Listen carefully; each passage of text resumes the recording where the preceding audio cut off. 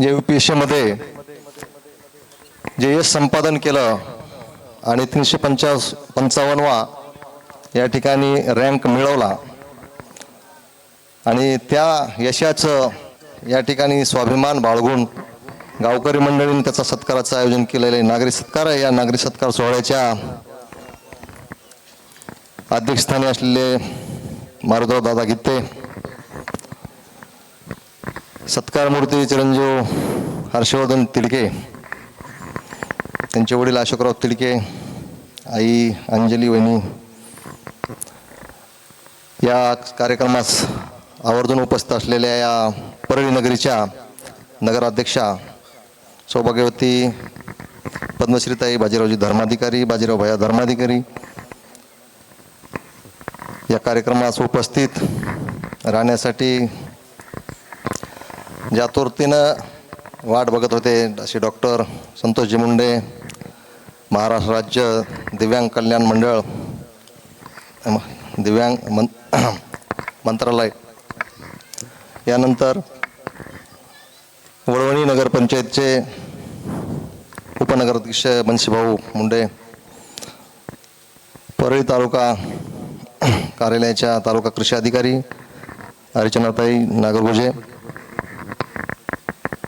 व्यासपीठावरील सर्वच मान्यवर, सगळ्यांची क्षमा मागून व्यासपीठ आणि समोर बसलेले गावकरी बंधूंनो, सर्वांना माहितीच आहे की आपण या ठिकाणी कशासाठी जमलेलो आहेत. ज्या UPSC मध्ये हर्षवर्धननं यावर्षी जे यश मिळवलं आहे ते यश आपल्या गावामध्ये गेल्या वर्षी अक्षय मुंडे यांनी UPSC क्रॅक करून 699 त्यांचा रँक आलेला होता. हर्षवर्धननं जे यश मिळवलं आहे ते यश या ठिकाणी खूप मोठं आहे. तो जिल्ह्यामधला एकमेव मुलगा आहे बीड जिल्ह्यामध्ये. यावर्षी फक्त एकटाच तो पात्र झालेला आहे की बीड जिल्ह्यात ही आपल्यासाठी सर्वांसाठी खूप अभिमानाची गोष्ट आहे. UPSC म्हणजे काय साधन आहे, देशामधली सर्वोच्च परीक्षा म्हणजे UPSC. UPSC नंतर देशामध्ये दुसरी कुठली परीक्षा नाही. आणि या UPSCच्या परीक्षेमध्ये जवळजवळ 20 लाख मुलं बसतात. त्याच्यामध्ये प्रीला काय जातात, आता मेन्सला काय जातात, त्याच्यानंतर ओरलमध्ये काय जातात, एकाच 3 असा रेशो असतो आणि त्यामध्ये 355 रँक त्यानं मिळवला आहे. आणि नक्कीच त्या रँकच्या ह्याच्यावर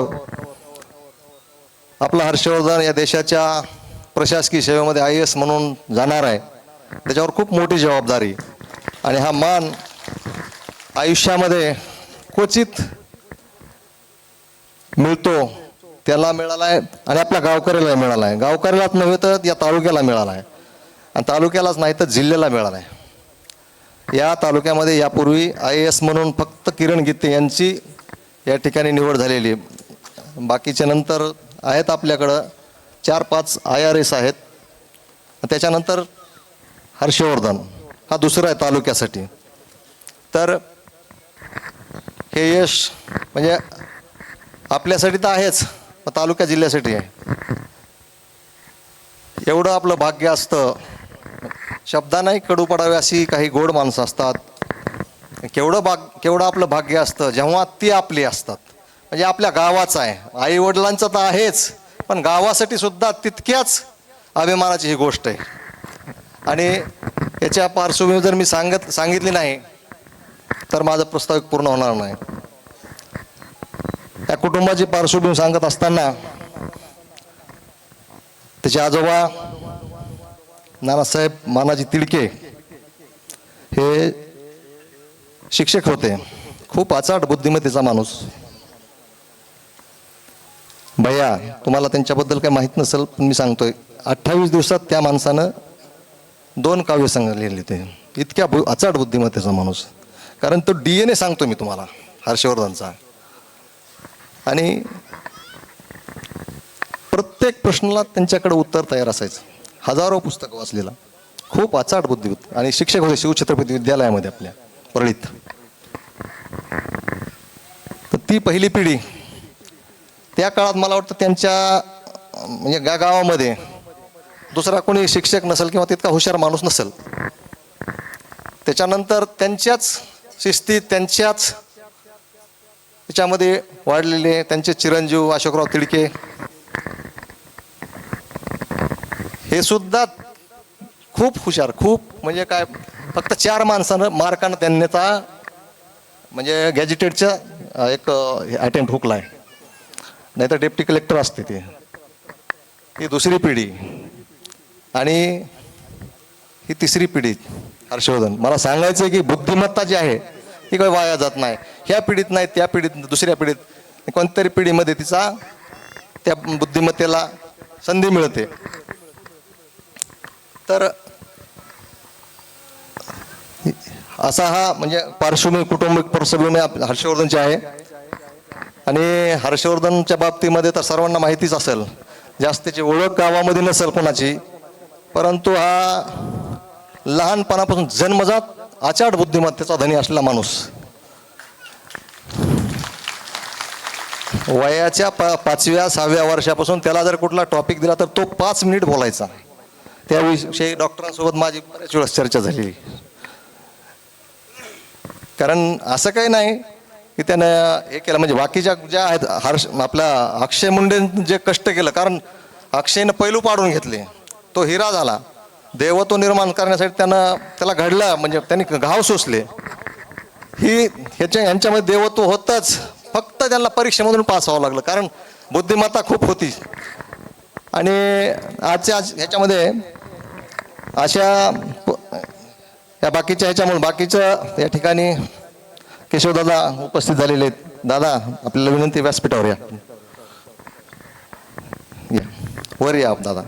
माजी आमदार आदरणीय केशवदादा आंधळे यांचं इथं आगमन झालेलं आहे. दादांना विनंती आहे आपण या ठिकाणी सत्कार मंचावरती यायचं आहे. दादा या, उशिरा का होईना दादा या ठिकाणी आपण उपस्थित झालात, त्याबद्दल गावकऱ्यांच्या वतीनं आपले धन्यवाद.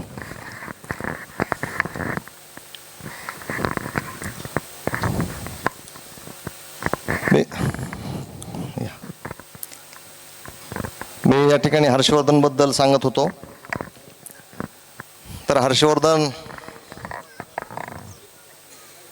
हर्षवर्धननं कुठलाही क्लास लावला नाही, त्यानं सेल्फ स्टडीवरती भर दिला.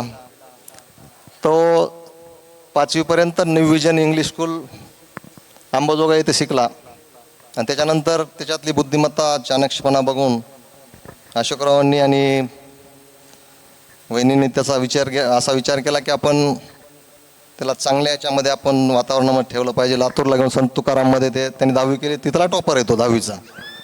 राजेश पुन्हा त्यानंतर शाहू कॉलेजमध्ये 12वीला असताना मला वाटतं तिथून बसून IIT केली. लोक कोट्याला, हैदराबादला कुठेही जातात, पण हर्षवर्धन तिथून राजश्री शाहू महाविद्यालयामध्ये पहिलीच बॅच आहे IITची. त्या IIT याच्यामध्ये तो मला वाटतं 4 का 5 मुलं लागले होते, त्याच्यापैकी हा होता. आणि इंडियातलं टॉप कॉलेज आहे IITचं पवई. तर त्या याच्यामधून त्यांनी सिव्हिलची डिग्री घेतली आणि 2 वर्ष फक्त त्यांनी अभ्यास केला आहे UPSCचा, आणि ते त्याच्यामध्ये क्रॅक केलं त्यांनी आणि हे यश मोठं संपादन केलं आहे. त्यामुळं आपण या ठिकाणी उपस्थित आहोत. या ठिकाणी नंतर वक्ते बोलणारच आहेत. हां, राहून गेलं आई वडिलांचं. त्यांनी एवढं म्हणजे कष्ट तर आई वडील करतातच, कुठलाच आई वडील वाटत नाही की लेकरं हे करतात, लेकरासाठी सगळेच करतात.